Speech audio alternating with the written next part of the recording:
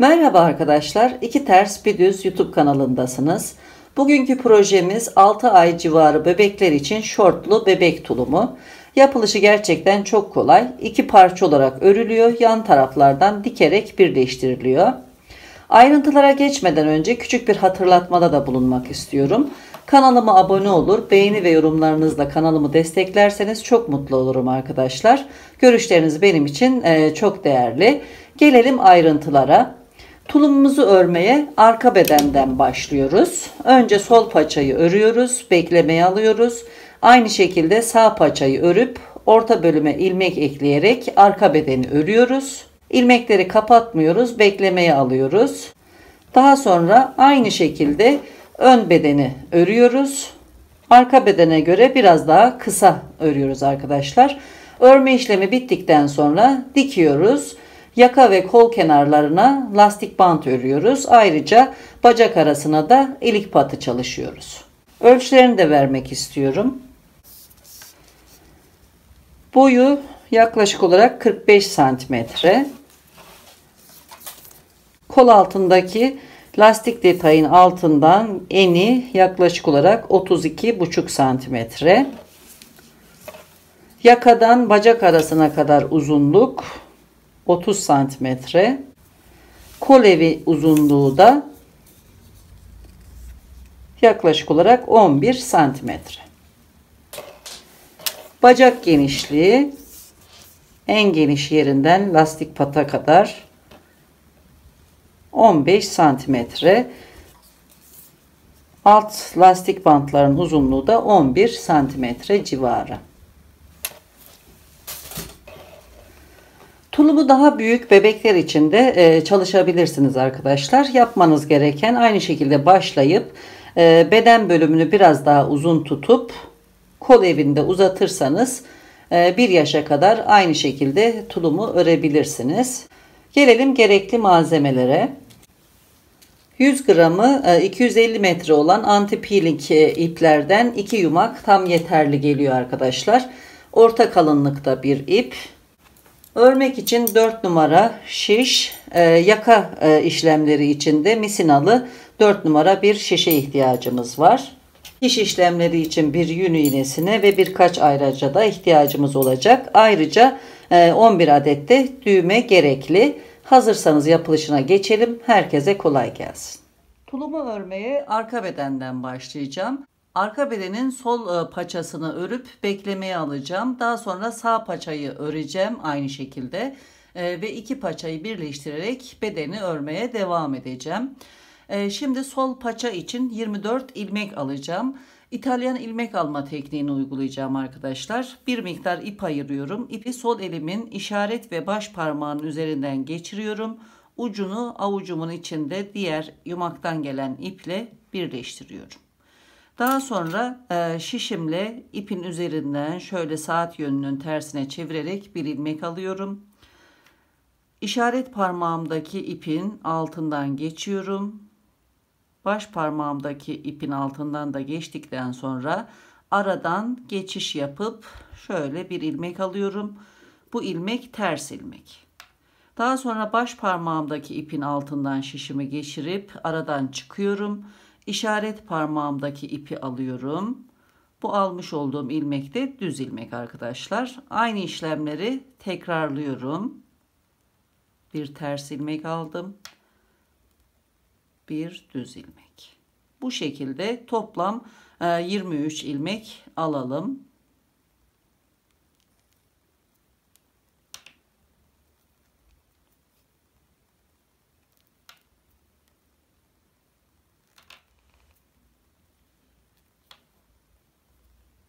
...23 ilmek aldım.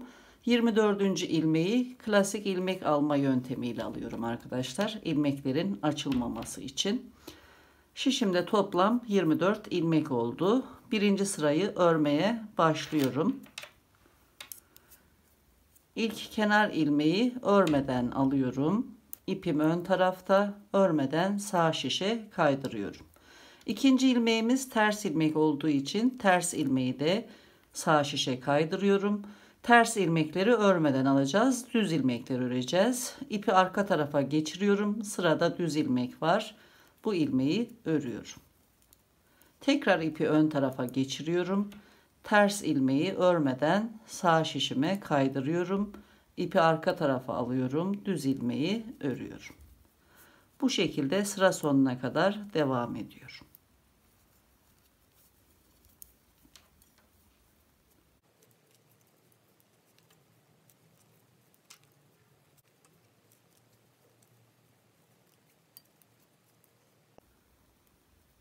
Düz ilmeği örüyorum. Son kenar ilmeği de ters örüp birinci sırayı tamamlayıp dönüyorum. İkinci sıraya başlıyorum. İkinci sırada ipim arka tarafta, kenar ilmeği düz örecekmiş gibi örmeden sağ şişe geçiriyorum. İpi ön tarafa alıyorum. Ters ilmeği örmeden alıyorum. İpi arka tarafa geçiriyorum. Düz ilmeği örüyorum. Ters ilmeği örmeden kaydırıyorum. İkinci sırayı da bu şekilde sıra sonuna kadar örüyorum.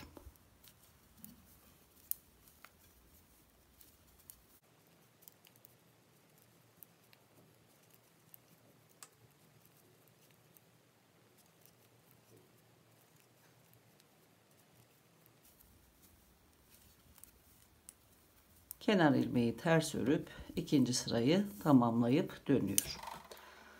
Bu iki sıra gibi iki sıra daha örüyorum. Toplam 4 sıra olacak. Devam edelim.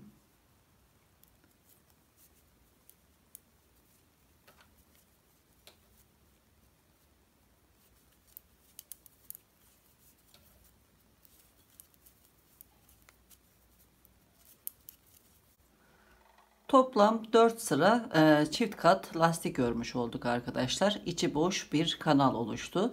Şimdi birebir lastik örmeye başlıyoruz. 6 sıra öreceğiz. Hem düz hem de ters ilmekleri hem ön yüzde hem de arka yüzde örüyoruz. Kenar ilmeği örmeden sağ şişe kaydırıyorum. Ters ilmeği örüyorum. Arkasından düz ilmeği örüyorum. Bu şekilde toplam 6 sıra birebir lastik örelim.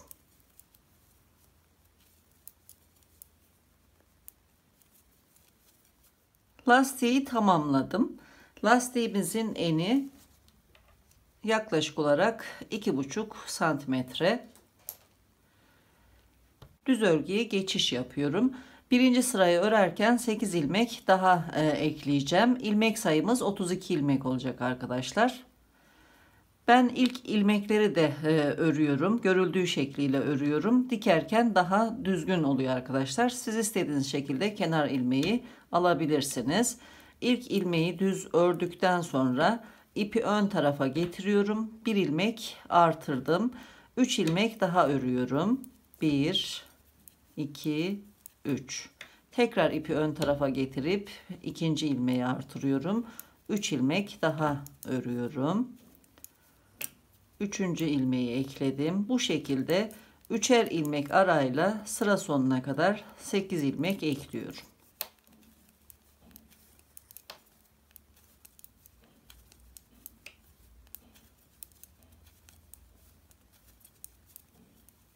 Son 8. ilmeği ekledim. Kalan 2 ilmeği de düz örüyorum. Birinci sırayı tamamlıyorum. Şişimdeki ilmek sayısı 32 ilmek oldu. Dönüyorum. Arka tarafta bütün ilmekleri ters örüyorum. Eklemiş olduğum ilmekleri örerken arka kanatlarını alarak çapraz ters örüyorum. Bu şekilde burada delik oluşmuyor arkadaşlar. Sıra sonuna kadar devam ediyorum.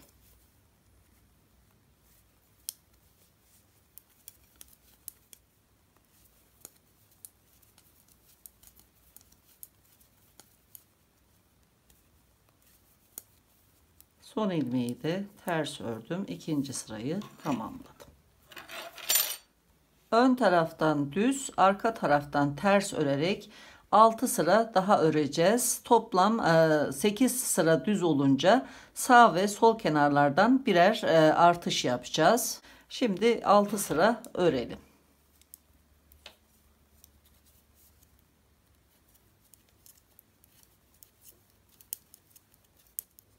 Lastik örgünün üzerine toplam 8 sıra düz ördüm. Şimdi 2 ilmekten sonra sağ kenarda bir artış yapacağım. Son 2 ilmekten önce de sol kenarda bir artış yapacağım.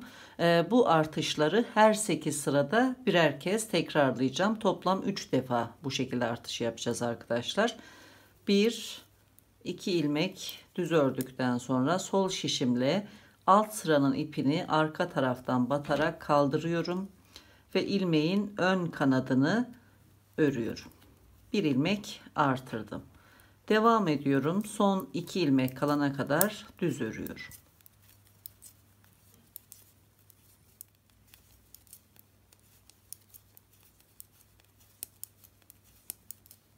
Son 2 ilmek kaldı. Bu sefer sol şişimle önden batarak alt sıranın ipini kaldırıyorum. İlmeğin arka kanadını örüyorum. Bir ilmek de bu taraftan artırdım. Kalan ilmekleri düz örüp sırayı tamamlıyorum. Şişimdeki ilmek sayısı 34 ilmek oldu. Arka tarafta bütün ilmekleri ters örüyorum.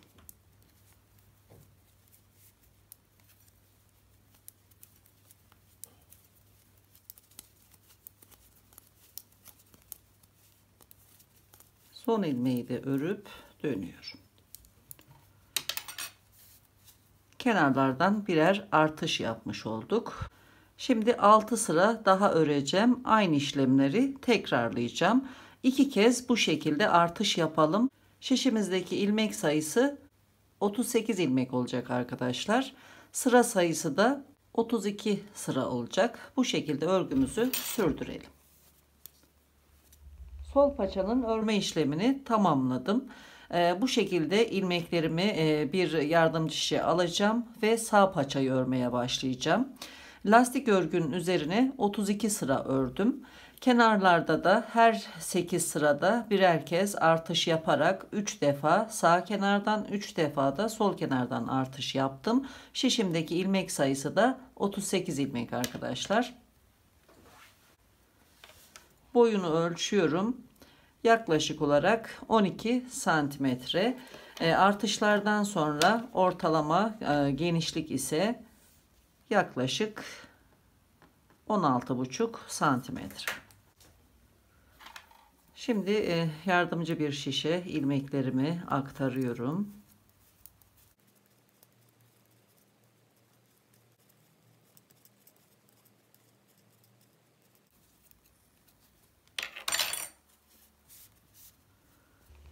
Bu ipi kesiyorum.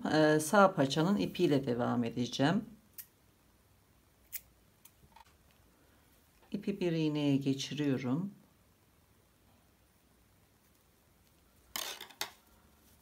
Önce kenarda ipimi sabitliyorum.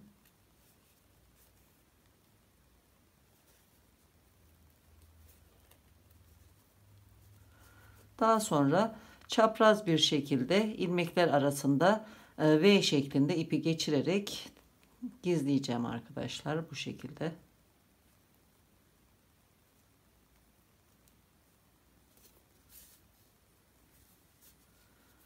Aynı şekilde yukarı doğru çıkıyorum.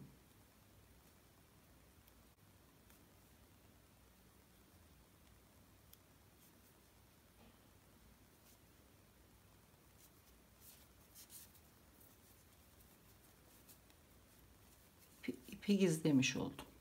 Fazlalığı da kesiyorum.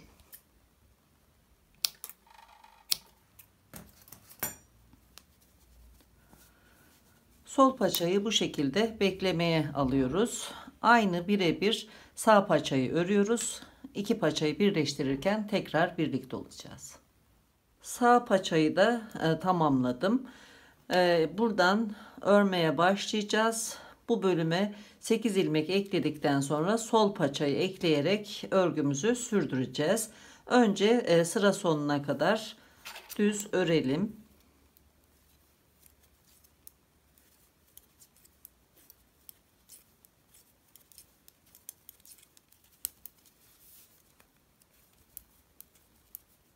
Sağ paçayı ördüm. Sıra sonunda 8 ilmek ekliyorum. Sol elimin işaret parmağını ipin altından geçirip ilmek alıyorum. 1 2, 3, 4, 5, 6, 7, 8. 8 ilmek aldıktan sonra sol paçayı örmeye başlıyorum. Sıra sonuna kadar düz devam ediyorum.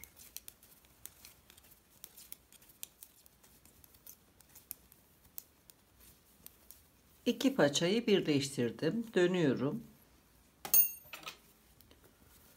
Arka taraftan bütün ilmekleri ters örerek sıra sonuna kadar devam ediyorum.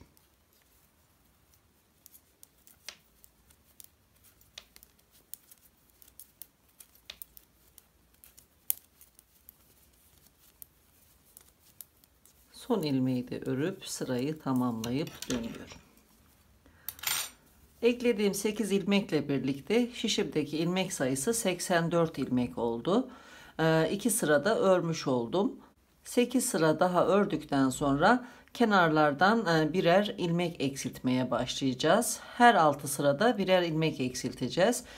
Şimdi 8 sıra daha örelim. İlmek eksiltirken tekrar birlikte olacağız.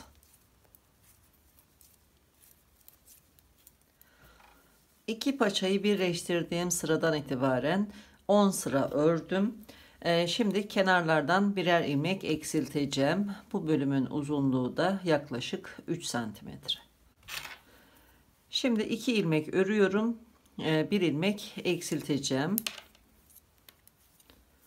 1, 2 ilmek ördükten sonra 2 ilmeği birlikte örüyorum. Bir ilmek eksiltiyorum. İlmeklerin yönü sağ tarafa bakıyor. Devam ediyorum. Son 4 ilmek kalana kadar örüyorum.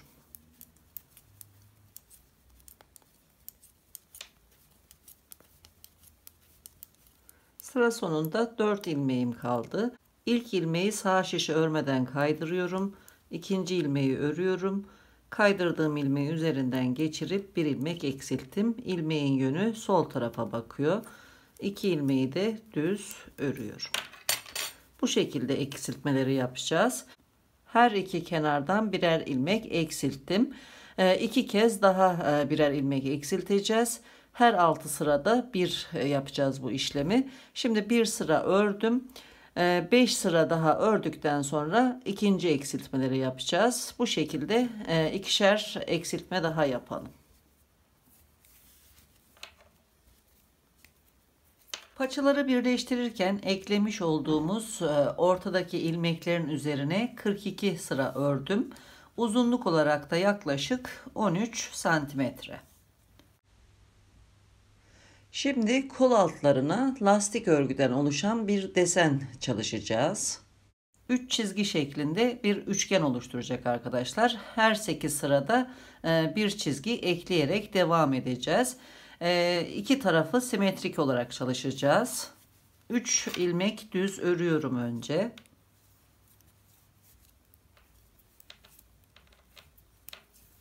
Daha sonra 3 ilmek ters örüyorum. 1, 2, 3. Son 6 ilmeğe kadar düz devam ediyorum.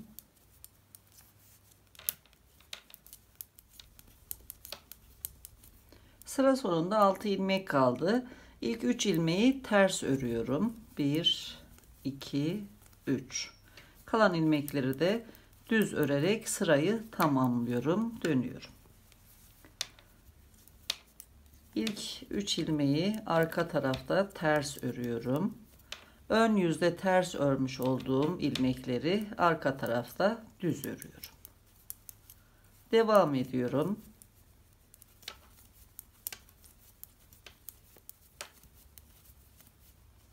Sıra sonunda 6 ilmek kaldı. İlk 3 ilmeği düz örüyorum. Son 3 ilmeği de ters örüp sırayı tamamlayıp dönüyorum. Ön yüzde ve arka yüzde örmüş olduğumuz bu sıralar gibi 6 sıra daha örelim. 7. sırayı örerken kenarlarından birer çizgi daha başlayacağız arkadaşlar. Devam edelim.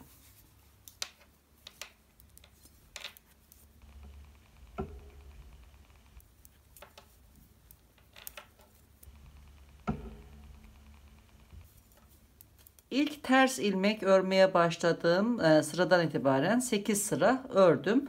Şimdi bu çizginin sol tarafına 3 ilmeklik ikinci çizgiye başlayacağız. Aynı şekilde bu tarafta da. Ama önce bir ilmek eksilteceğim. Son eksiltmemiz. Sıra sonunda da burada bir ilmek eksilteceğim. Bir ilmek örüyorum. 2 ilmeği birlikte örerek bir ilmek eksiltiyorum. 3 ilmeği ters örüyorum. 1, 2, 3. 2 ilmek düz. 1, 2. Tekrar 3 ilmek ters örüyorum. 1, 2, 3. Düz örerek diğer kol altına kadar devam ediyorum.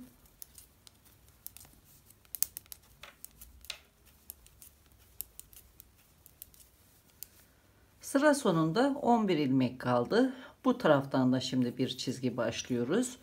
3 ilmek ters örüyorum. 2 ilmek düz. Bu örmüş olduğum ters ilmekleri devam ettiriyorum. Sıradaki 2 ilmeği birlikte örerek bir ilmek de bu kenarda eksilteceğim.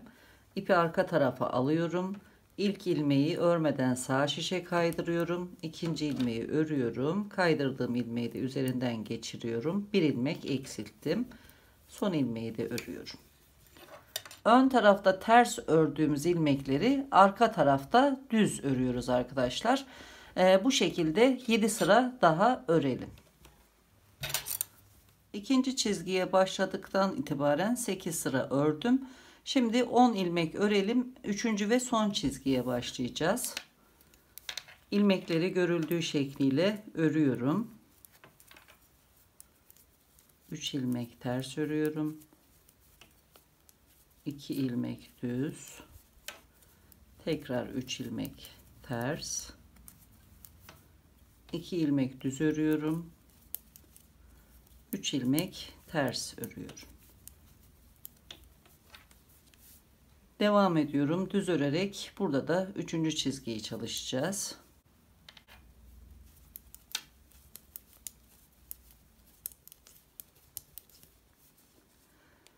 Sıra sonunda 15 ilmek kaldı. Şimdi yine 3 ilmek ters örüyorum. 1, 2, 3, 2 ilmek düz. Tekrar 3 ilmek ters. 2 ilmek düz. 3 ilmek ters. 2 ilmek düz örüyorum. Sırayı tamamlıyorum. Dönüyorum. Arka bölümde ilmekleri görüldüğü şekliyle öreceğiz. Dönüşte orta bölümde de aynı şekilde çizgi çalışmalarına başlayacağız. Devam ediyorum.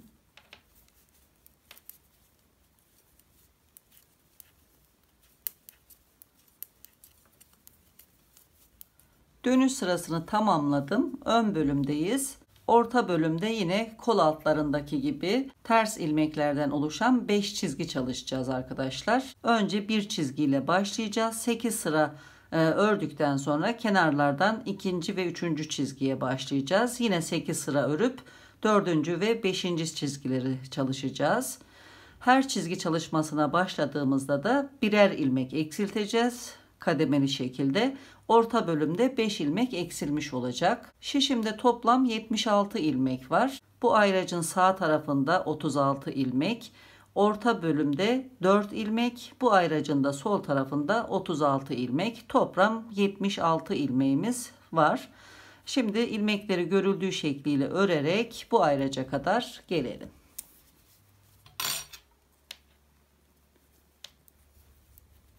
2 düz ilmek örüyorum. 3 ters ilmek. Tekrar 2 düz ilmek. 3 ters ilmek. 2 düz ilmek. 3 ters ilmekten sonra ayraca kadar düz devam ediyorum.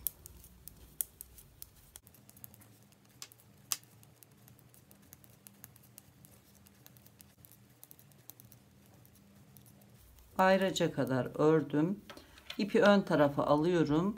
İlk 2 ilmeği birlikte ters örüyorum. Bir ilmek eksilttim.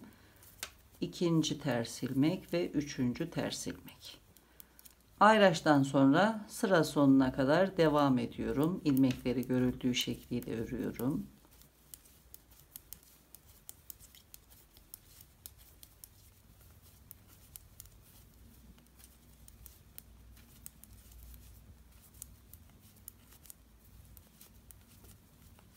Sıra sonunda 2 düz ilmek örerek sırayı tamamlayıp dönüyorum. Arka tarafta da ilmekleri görüldüğü gibi örerek sıra sonuna kadar devam ediyorum.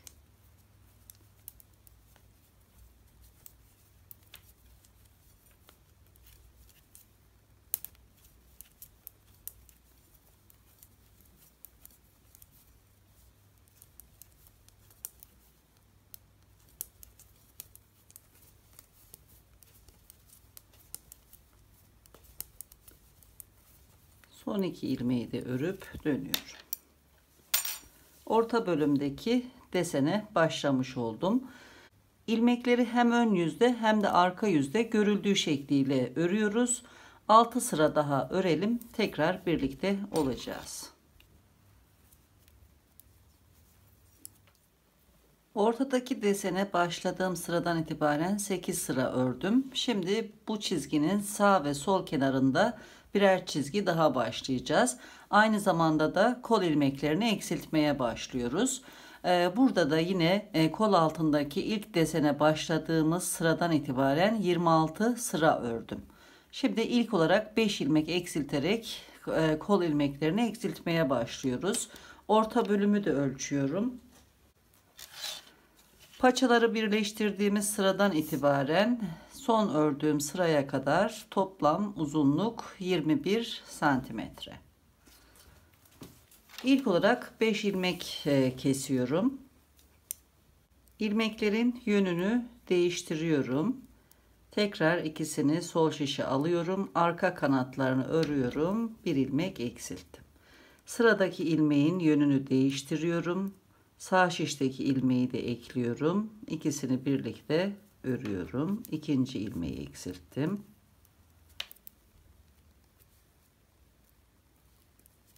Üçüncü,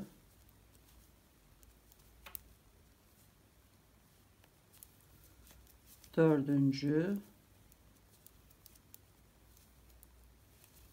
ve beşinci ilmeği eksilttim. Devam ediyorum.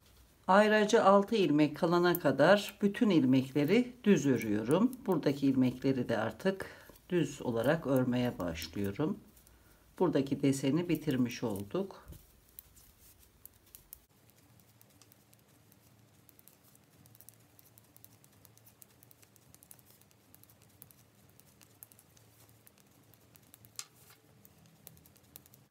İki, 4, 6 ilmek kaldı. İlk 2 ilmeği birlikte ters örüyorum. 2, 3 ilmek ters ördüm. Bu 2 ilmeği düz örüyorum. Bu ayracı arka tarafta ilmekleri karıştırmamak için buraya yerleştiriyorum. Arka tarafta bu 3 ilmeği düz öreceğim. Ortadaki 3 ters ilmeği örüyorum. 2 düz ilmek örüyorum. 1, 2 ters ilmek ördükten sonra 3. ilmeği örerken 2 ilmeği birlikte örüyorum. Bu tarafta 3 ters ilmek örerken ilk ilmeği eksilttim. Bu tarafta ise 3 ters ilmeği örerken 3. ilmeği eksilttim. Şu şekilde. Buraya da bir ayraç yerleştiriyorum. Son 5 ilmek kalana kadar bütün ilmekleri düz örüyorum.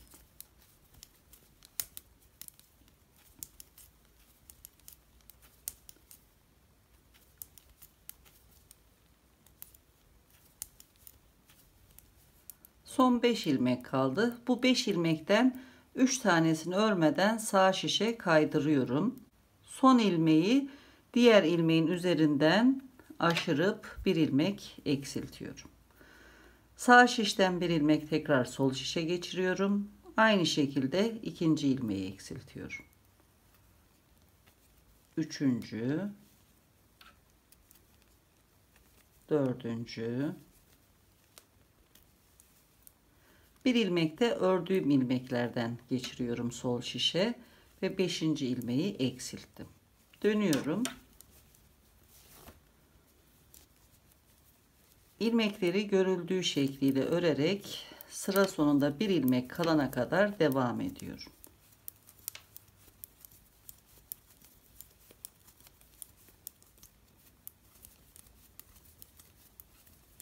Sıra sonunda bir ilmek kaldı. Bu ilmeği de örmeden alıp dönüyorum. Şimdi 2 ilmek eksilteceğim. Örmeden aldığım ilmeğin içinden ikinci ilmeği geçiriyorum. Bir ilmek eksilttim. Sıradaki ilmeğin yönünü değiştiriyorum. 2 ilmeği birlikte örüp ikinci ilmeği eksiltiyorum. İlmekleri görüldüğü şekliyle örerek devam ediyorum. Burada son 2 ilmek kalana kadar örüyorum.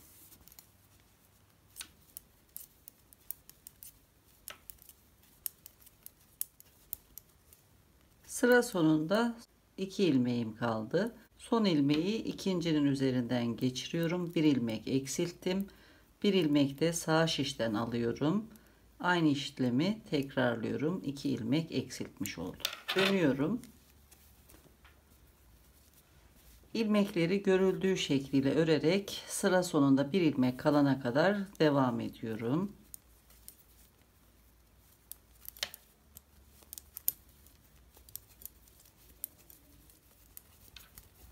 Sıra sonunda bir ilmek kaldı. Örmeden alıp dönüyorum.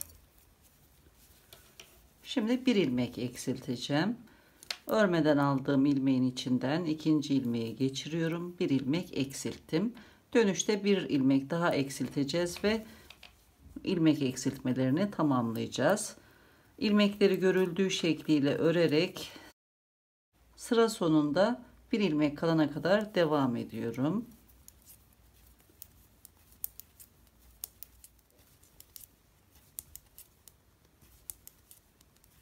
Sıra sonunda bir ilmek kaldı. Bu ördüğüm ilmeği tekrar sol şişe aktarıyorum. Kalan ilmeği üzerinden geçirip bir ilmek eksiltip dönüyorum. Yine ilmekleri görüldüğü şekliyle örüyorum. Son bir ilmek kalana kadar.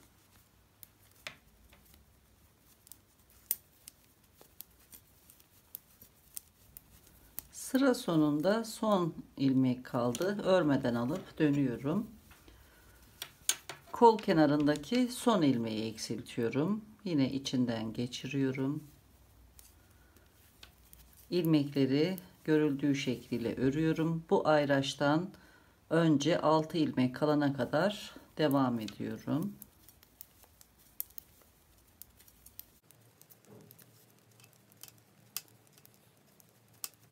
2, 4, 6 ilmek kaldı. Şimdi son çizgileri çalışacağız. İpi ön tarafa alıyorum. 2 ilmeği birlikte örüp bir ilmek eksilttim. 1, 2, 3 ilmek ters ördüm. Bu ayracı çıkartıyorum. Başlangıcına yerleştiriyorum. 2 ilmek düz örüyorum. 3 ilmek ters, 2 ilmek düz, 3 ilmek ters, 2 ilmek düz, 3 ilmek ters, 2 ilmek düz ördükten sonra 1, 2 ilmek ters ördüm. Üçüncüyü ikisini birlikte örerek örüyorum. 3 ilmek ters ördüm. Buraya da ayraç yerleştiriyorum. Arka tarafta ilmekleri karıştırmamak için. Sıra sonunda bir ilmek kalana kadar devam ediyorum.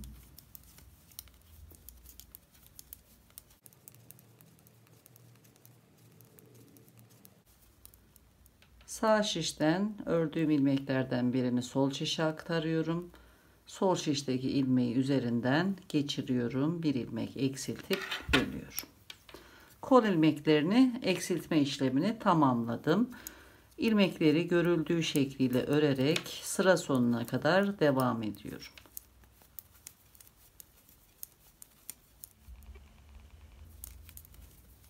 Sıra sonuna geldim. Bütün ilmekleri örüp dönüyorum. Kol kesimini tamamladım. Kol kenarlarında 5 2 1 1 şeklinde 9 ilmek sağ kol için, 9 ilmek de sol kol için eksilttim. Yine burada orta bölümdeki deseni çalışırken her çizgi başlangıcında birer ilmek eksilterek 1 2 3 4 5 ilmek eksilttim. Kol kenarları ve ortadaki desendeki eksilttiğimiz toplam ilmek sayısı 23 ilmek. Şişimde de toplam 53 ilmek kaldı arkadaşlar. Bu şekilde ilmekleri hem ön yüzde hem de arka yüzde görüldüğü şekliyle öreceğiz. Bu son desene başladığımız sıradan itibaren 10 sıra olunca yaka ilmeklerini eksiltmeye başlayacağız. 2 sıra oldu. 8 sıra daha bu şekilde örelim.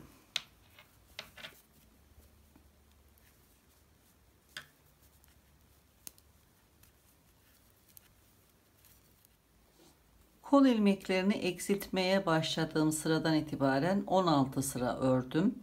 Burada da son desen çizgimizde 10 sıra ördüm. Ve şimdi yaka ilmeklerini eksiltmeye başlayacağım.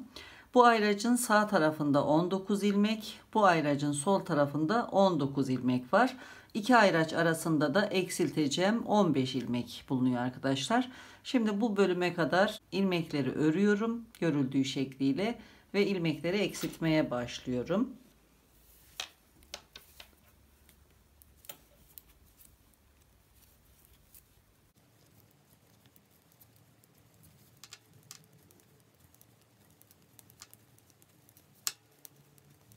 Bu bölümdeki 3 ters ilmeği de ters olarak örüyorum.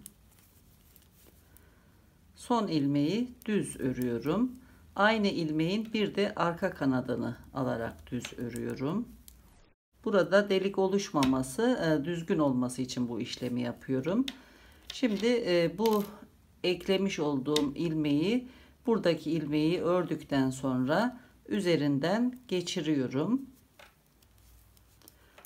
Bu ilmeği eksilttiğim ilmeklerden saymıyorum arkadaşlar. Şimdi sayarak 15 ilmek eksilteceğim. Önce düz örüyorum ilmekleri. Sonra sağ şişimdeki ilmeği üzerinden geçiriyorum. Bir ilmek eksilttim. Sırayla toplam 15 ilmek eksiltiyorum.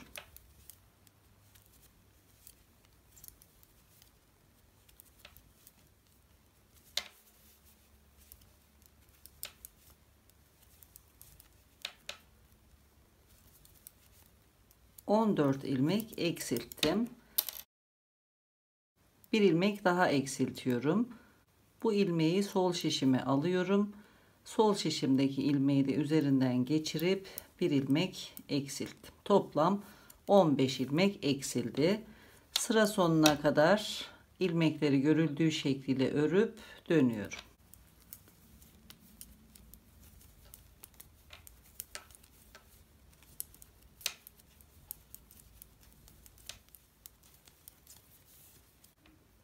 Son ilmeği örmeden alıp dönüyorum. Yaka kenarında 2 ilmek daha eksiltiyorum. Birinci ilmeğin içinden ikinci ilmeği geçiriyorum. Bir ilmek eksilttim. Bir ilmek de düz ördükten sonra eksiltiyorum. 2 ilmek eksildi. Yine ilmekleri görüldüğü şekliyle örerek sıra sonuna kadar örüp dönüyorum.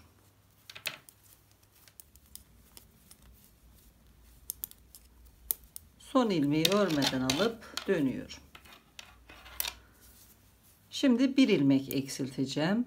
Örmeden aldığım ilmeğin içinden ikinci ilmeği geçiriyorum. Bir ilmek eksilttim. Sıra sonuna kadar bütün ilmekleri örüyorum.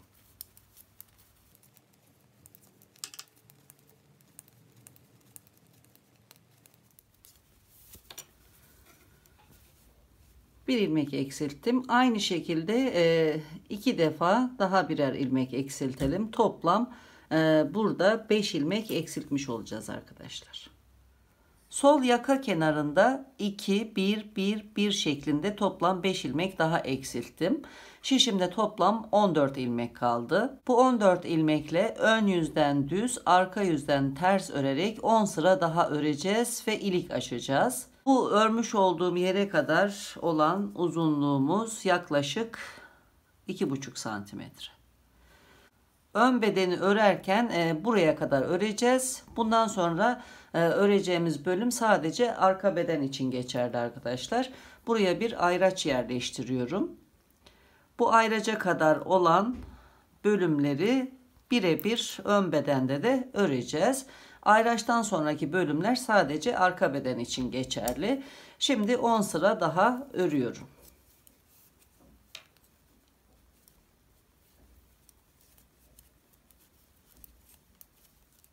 İşaretten itibaren 10 sıra ördüm. Şimdi 3 ilmek eksilteceğim ilik açmadan önce. Birer ilmek kenarlardan, bir ilmek de tam orta noktadan eksilteceğim.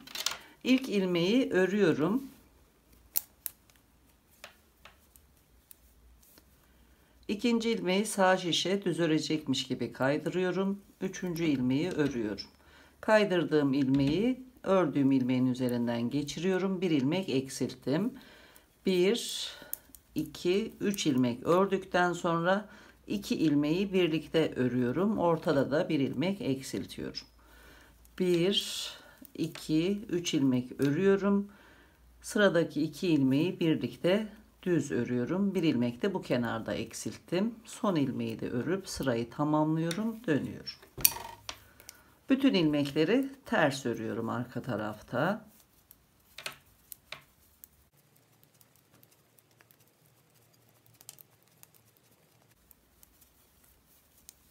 Dönüyorum.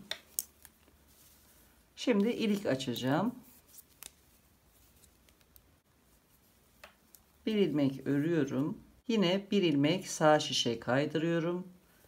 Sıradaki ilmeği örüyorum. Kaydırdığım ilmeği ördüğüm ilmeğin üzerinden geçiriyorum. Bir ilmek eksilttim. Tekrar ipi ön tarafa alıyorum. Bir ilmek ekliyorum. 1 2 3 4 5 ilmek örüyorum. İpi ön tarafa alıp bir ilmek ekliyorum.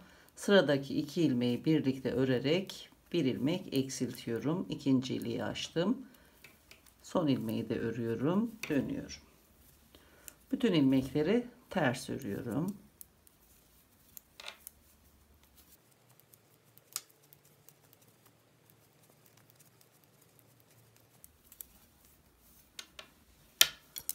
Sol omuzun örme işlemini tamamladım. İlmekleri kapatmıyorum. Bir ilmek tutucuya geçirip beklemeye alıyorum.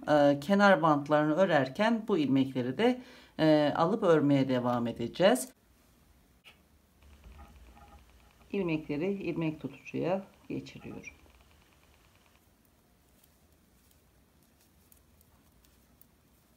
Buradaki ipi kesiyorum. Şimdi sağ omuzu örmeye başlıyorum. Aynı şekilde. Buradan ipi takıyorum.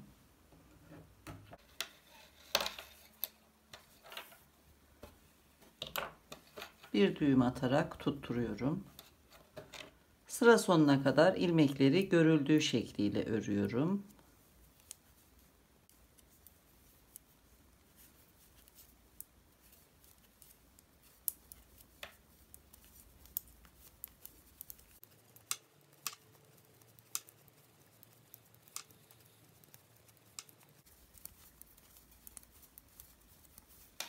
Dönüyorum.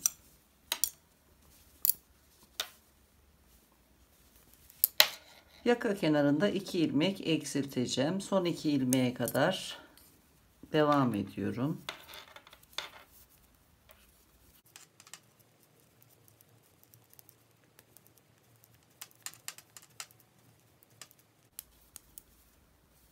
İki ters ilmek örüyorum. Son ilmeği diğer ilmeğin üzerinden geçirip bir ilmek eksilttim. Bir ilmek de Sağ şişimden alıyorum. Yine bu ilmeği üzerinden geçiriyorum. 2 ilmek eksiltip dönüyorum. Bir ilmek düz örüyorum. Diğer ilmekleri ters örerek sıra sonuna kadar devam ediyorum.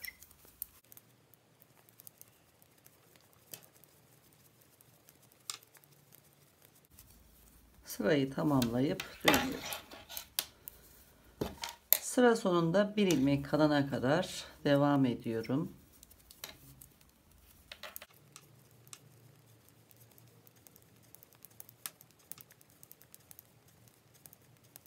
Bir ilmek ters örüyorum. Son ilmeği bu örmüş olduğum ilmeğin üzerinden geçiriyorum.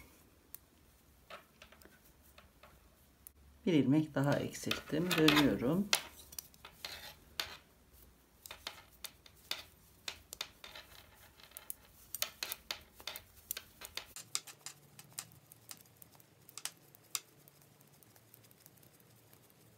Sırayı tamamlayıp dönüyorum. Son eksiltmiş olduğum ilmek gibi 2 defa daha ilmek eksilteceğiz ve kenardaki ilmek eksiltmelerimiz 5 ilmek olacak arkadaşlar. Daha sonra 10 sıra üzerine öreceğiz. İlikleri açarken tekrar birlikte olacağız. Eksiltmeleri tamamladım. Ayracın üzerine de 10 sıra ördüm. Şimdi 3 ilmek eksilteceğim. Birer ilmek kenarlardan, bir ilmek de ortadan. İlk ilmeği örüyorum. İkinci ilmeği sağ şişe kaydırıyorum. Üçüncü ilmeği ördükten sonra kaydırdığım ilmeği üzerinden geçiriyorum. Bir ilmek eksilttim. 1, 2, 3 ilmek örüyorum. Sıradaki 2 ilmeği birlikte düz örüp bir ilmek daha eksilttim. 1, 2, 3 ilmek ördüm. Yine sıradaki 2 ilmeği birlikte örüp bir ilmek de bu kenarda eksilttim. Son ilmeği de örüp dönüyorum. Şişimde 11 ilmek kaldı. Bütün ilmekleri ters örüyorum.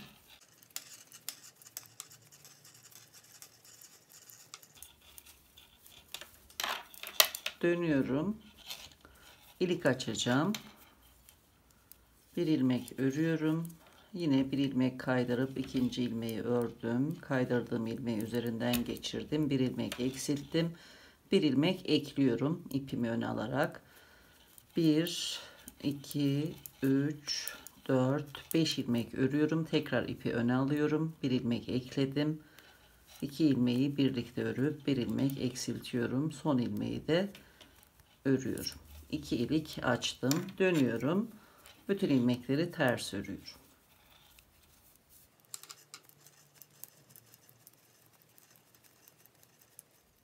Arka bedenin örme işlemini tamamladım. İlmekleri şu şekilde beklemeye aldım. Şimdi ön bedeni örmeye geçeceğiz. Aynen birebir arka beden gibi öreceğiz. Bu ayraçlara kadar ördükten sonra tekrar birlikte çalışmaya başlayacağız arkadaşlar.